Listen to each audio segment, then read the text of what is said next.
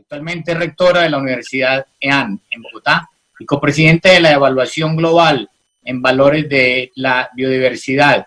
Brigitte, gracias por siempre acompañarme en estas causas. Bienvenida siempre.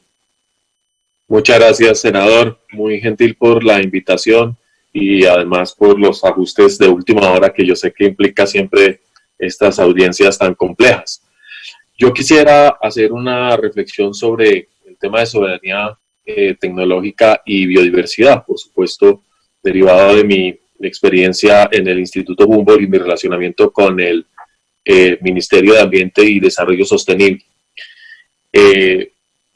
Estos institutos como el SINCHI, el Humboldt, el INVEMAR y el del Pacífico fueron creados por la Ley 99 de 1993 como espacios excepcionales de la búsqueda de aprovechamiento de la biodiversidad con propósitos tanto en el campo de la salud como en el campo de la, digamos, de la nutrición y de la producción de otro tipo de insumos industriales.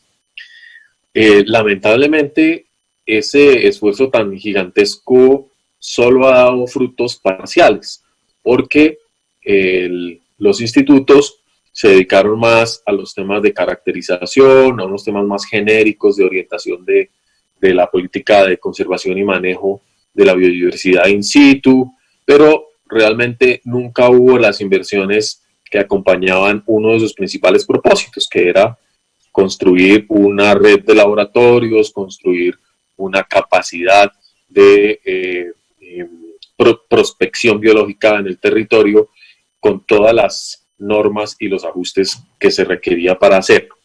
Así que hoy en día esos institutos que poseen casi, yo diría, casi 1000 investigadores de primera línea, muchos retornados al país, formados con mucho esfuerzo para trabajar en biodiversidad, están dedicados a cosas, digamos, no diría que secundarias, pero que realmente no se están convirtiendo en insumos de desarrollo, en insumos de bienestar avanzado.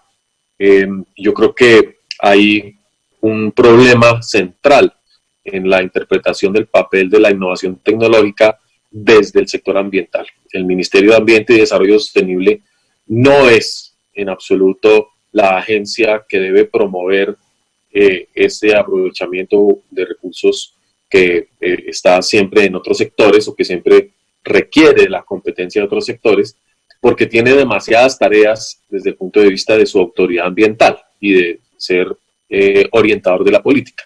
Entonces, nunca hemos logrado que desde el Ministerio de Ambiente y Desarrollo Sostenible haya recursos, haya capacidades, más allá de un pequeño programa de economía verde, más allá de un pequeño programa de incentivos a la bioprospección muy pequeñito o algunos temas de relacionamiento internacional.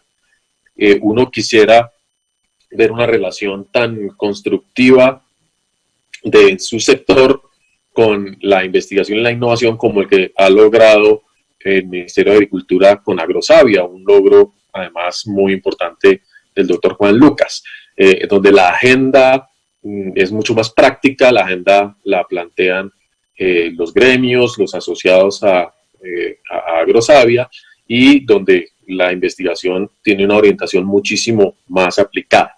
Creo que los institutos de biodiversidad se han quedado un poco limitados en ese aspecto. Hacen otras cosas muy importantes, pero no en ese sentido.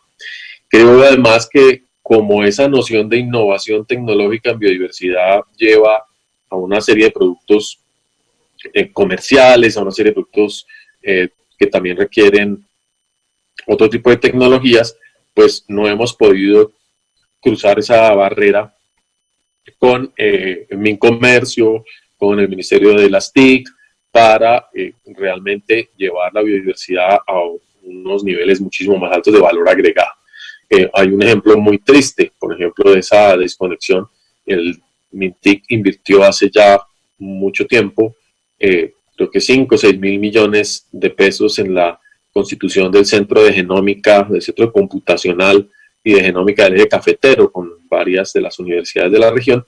Ese centro, con una estructura de gobernanza interesante, no logró realmente coger impulso, nunca se unió a los institutos de investigación ambiental, porque estaba más asociado con las TIC, luego también con Colciencias, de manera que esos recursos ahora están otra vez volviendo a arrancar, pero no hemos visto los frutos. Yo creo que hay 3 limitaciones importantes que quisiera citar para construir un mínimo de soberanía tecnológica asociada con biodiversidad. La primera, que seguimos creyendo que la biodiversidad es algo ajeno, que es algo romántico, que es algo suntuario, en fin, no hay visión de política que ponga la biodiversidad en el centro del futuro económico del país y que entienda que es la única alternativa al extractivismo y la fuente más confiable de sostenibilidad. Necesitamos un Estado que decida que la biodiversidad es la fuente de lo que puede ser una bioeconomía, una economía verde y la fuente de opciones farmacéuticas y terapéuticas.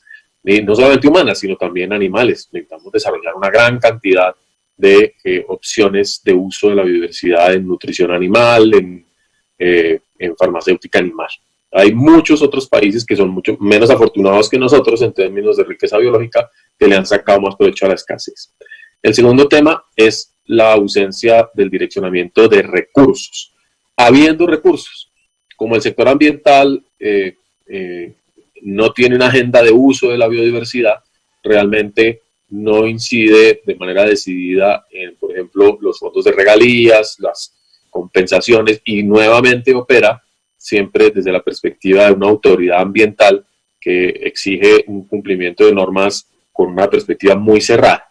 Así es la ley, hay que respetarla, pero indudablemente tendríamos que utilizar los recursos para invertirlos en esa transición que va de los modelos insostenibles a los sostenibles para no depender de la exportación de petróleo cuando ya se vaya agotando. Entonces necesitamos esas inversiones. Y la tercera, diría yo, casi que una reticencia o limitación de las carteras de educación, agricultura. Yo diría que agricultura es la más limitada en relación con biodiversidad, a considerar la biodiversidad como fuente de una cultura de bienestar en Colombia, que la biodiversidad con tecnología debería ser lo que las escuelas están enseñando a los niños para proyectar su futuro, lo que deberíamos estar comunicando a toda la sociedad colombiana y que fuese el límite o el fundamento de parar la destrucción ambiental que además el resto del mundo nos está reclamando. El país no tiene esos centros de investigación en biodiversidad a los que hacía referencia el anterior invitado, y ahí se necesita una inversión muy grande. Y finalmente, el tema de soberanía, que en los convenios internacionales de biodiversidad era central para garantizar la transferencia de tecnología y el acceso facilitado a registros y patentes de tecnologías que podrían ser utilizados para el aprovechamiento o la conservación de la biodiversidad, y que no se dio. Digamos, yo lo que diría es que en estos convenios los países le pusieron conejo a ese compromiso, y las transferencias financieras se están haciendo pues para la conservación de los bosques, para la protección de las especies, para muchas cosas, pero no para el uso sostenible de nuestra biodiversidad. Y tal vez por nuestra debilidad al negociar, por nuestro temor, unos timoratos, tratamos de evitar la piratería con una cantidad de leyes que no se justificaban, y finalmente ahora estamos pagando el precio. Entonces creemos que, pues yo personalmente creo que no podemos seguir expuestos a que el resto del mundo nos señale como destructores del patrimonio biológico, y al mismo tiempo nos obligue a consumir los productos importados de la biotecnología, donde a veces sí hay algunos componentes de biopiratería que, si tuviésemos los instrumentos de seguimiento y de trazabilidad, ya habrían solucionado muchos de estos temas. Yo creo que con esto queda mi propuesta completa. Muchas gracias, senador. Digid, muchas gracias, mi querida, como siempre.